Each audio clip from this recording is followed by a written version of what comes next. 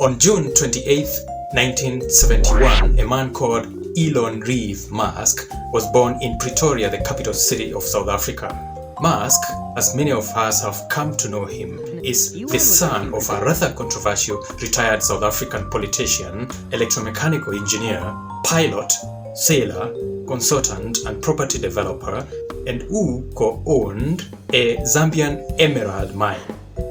Elon moved to Canada at the age of 18 and acquired citizenship through his Canadian-born mother. He studied at 2 universities and completed his bachelor's degree in economics and physics at the University of Pennsylvania. He moved to Stanford University but dropped out 2 days later. Today, Elon is a business magnate. He is a co-founder of SpaceX, Tesla, and Twitter, a social media giant most of us are definitely aware of. Well, of course, among many others. In 2016, that notwithstanding, Elon co-founded a company called Neuralink, a neurotechnology company developing brain-computer interfaces, whose activities will be my main subjects of today's vlog.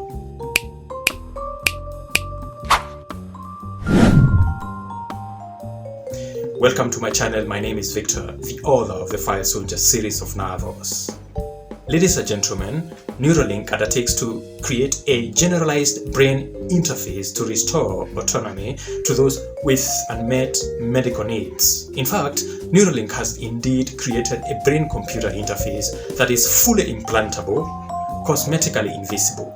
That is, you cannot see it with the naked eye. It's designed to let one control a computer or mobile device anywhere one goes. The implant comes with advanced custom low-power chips, and electronics process neural signals, transmitting them wirelessly to the Neuralink application, which decodes the data stream into actions and intents. This implant is powered by a small battery charged wireless from the outside via a compact inductive charger that enables easy use from anywhere. I'll reiterate that the battery is powered wirelessly from an outside source. Now, if this is not mind-blowing, then I'm not sure what is. Now, the implants then records neural activity through 1024 electrodes distributed across 64 threads. These highly flexible ultra-thin threads are key to minimize damage during implantation. They are so fine that they cannot be inserted by the human heart. So Neuralink designed a robot to do exactly that. On May 25th, 2023, Neuralink announced on their Twitter account that they have received a go-ahead from FDA to begin human trials on this technology. The goal is to allow a person who suffers from full body paralysis to control a computer or a cell phone using only their thoughts. In fact, this technology has already been demonstrated in their animal testing in the Marcon monkeys. Pager, the mind-pong monkey, was introduced by Neuralink in April 2021 and showed that a healthy monkey could play a simple video game using a wireless connection between his brain and a computer. Mind-blowing, right? Now, in this episode, you'll come to appreciate that the sniper shooter has a brain implant that acts as a kill switch with an interface that can be controlled from a cell phone. In fact, Evie Amanda tells John that if he dials *22#, the brain implant blows off the sniper's mind.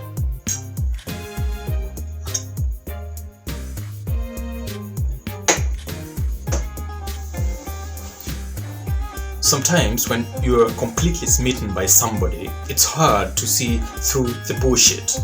This is indeed what seems to be happening between Dr. John Taylor and Evie Amanda. The author puts it very clearly that the protagonist admires Amanda's fingers. Right now we get to see that Amanda shows versions of herself that are not very pleasant. Stick around and let's see what happens next. So I'll proceed from where I left in the previous episode.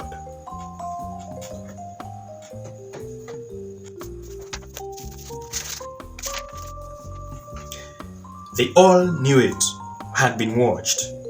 Having, to say the least of it, sufficiently considered the logic in her utterances, I am determined to extinguish the escalating conflict between us by way of blunt reconciliation, so I would buy time.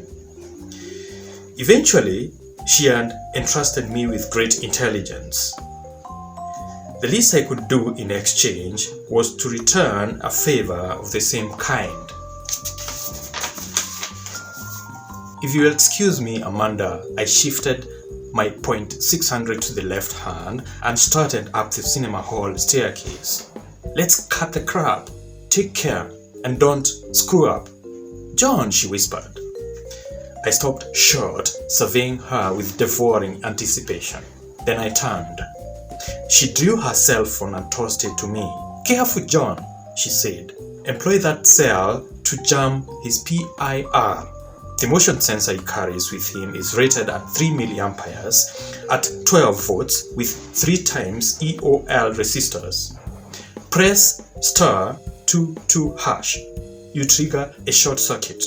The 3 resistors will blow and his heart will stop. The Russian Brotherhood surgically implanted a transmitter in his brain and synchronized it with the PIR signal. And should the PIR be compromised, he dies. If that happens, trust me, all the chips rupture and no information can be retrieved. It's that simple. I stared. Are we clear on that? Crystal, I said, glued at the cell phone and drawing my PDA. GPRS connection, I guess, said Amanda. That will never work here. That's why he chose this building in the first place. Switch to WLAN, that is Wide Local Area Network, down at the box office. If you've no SDIO port, consider a scrambled signal from our server. We'll give you the key. I can see you've got the latest OS, the Palm Tungsten E2. With such a gadget, the GPS should search your position automatically. Forget about RAM, a non-volatile flash memory that can preserve data and applications it stores even when the battery is completely dead, is an inbuilt feature with the E2. Bravo to that, Mr. JT. That is John Taylor. I take no credits, Amanda, I quickly replied. She knew I was attracted to her, and I knew I was. As things stood, sir, she said, that credit goes to the STM. I know how it works. If I must pause momentarily, so it should be of pure displeasure. If I must recoil, so it should be but by the cause that relieves my mind of the psychological disturbance I underwent with the discovery of Amanda's double identity status. The intel she had updated me with had come from a technology that rhymed with the history of my own past experiences in Kudus, Afghanistan. A dialog box popped up on my Tungsten E2 screen. Amanda, I said, looks as if I will not need the wide local area network at the box office anyway. New intel streaming on my PT-E2 suggested I exit the GPRS for the STM's wide local area network connection, a move that was, in my view, the first error the STM had made with respect to securing its intelligence network channel. Engaging the wide local area network without scramble would create holes in the STM's intranet. If Joshua Keegan Twitter would design a gateway GPRS support node to conceal the GPRS infrastructure from external networks, the channel would be safer. A little digging into the security protocols over the X7 secure grid, I realized I had clearance to level 6 access to STM classified material.